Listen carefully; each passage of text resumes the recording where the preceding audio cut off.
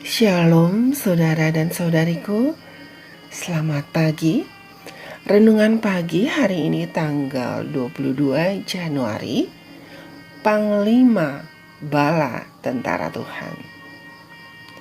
Mari kita berdoa.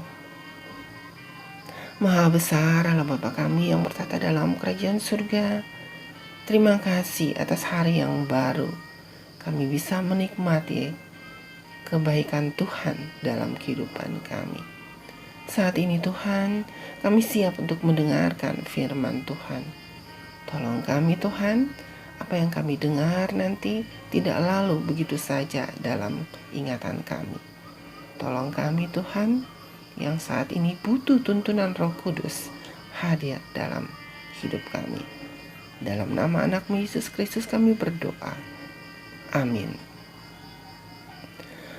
Saudaraku, ayat inti terdapat di dalam Keluaran 14 ayat 14. Demikian firman Tuhan. Tuhan akan berperang untuk kamu dan kamu akan diam saja. Penjelasannya, saya memikirkan tentang meditasi Kristus dan janjinya. Aku tidak akan meninggalkan kamu sebagai yatim piatu. Aku datang kembali kepadamu. Dalam Yohanes 14 ayat 18. Tugas perantaraan Roh Kudus adalah untuk digabungkan dengan usaha manusia dan seluruh surga terlibat dalam pekerjaan mempersiapkan suatu umat untuk berdiri di hari-hari terakhir ini.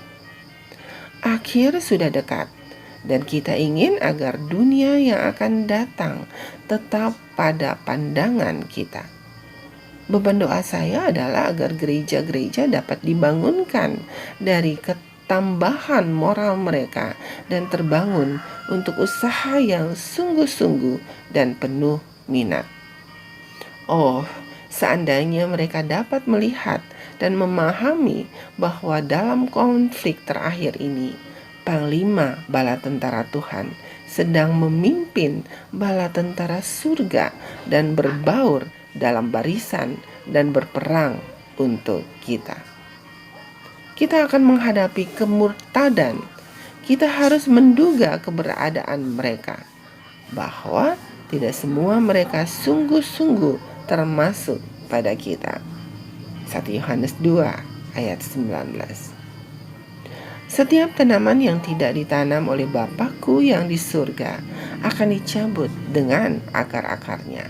Matius 15 ayat 13. Malaikat yang perkasa dari surga akan bumi menjadi terang oleh kemuliaannya. Sementara dia berseru dengan suara nyaring, Sudah rubuh Babel, kota besar itu. Wahyu 18 ayat 1 dan 2. Oh, betapa saya ingin gereja bangkit dan bersinar karena kemuliaan Tuhan telah terbit atasnya. Apa yang tidak dapat kita lakukan di dalam Tuhan jika setiap agen manusia melakukan yang terbaik? Sebab di luar aku kamu tidak dapat berbuat apa-apa. Yohanes 15 ayat 5.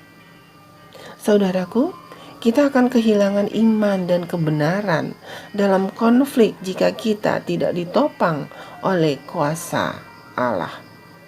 Setiap bentuk kejahatan akan muncul dalam tindakan yang intens.